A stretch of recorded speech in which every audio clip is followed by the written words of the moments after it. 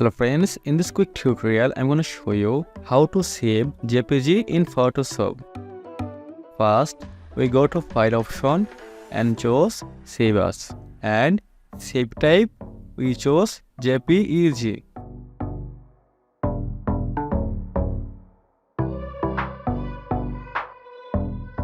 If you want another way to save JPG, again go to File, then choose Export to Save for Web. And we chose Preset JPEG High.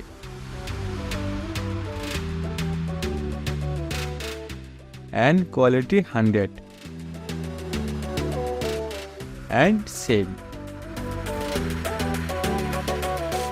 If you enjoyed this video, don't forget like, comment and subscribe.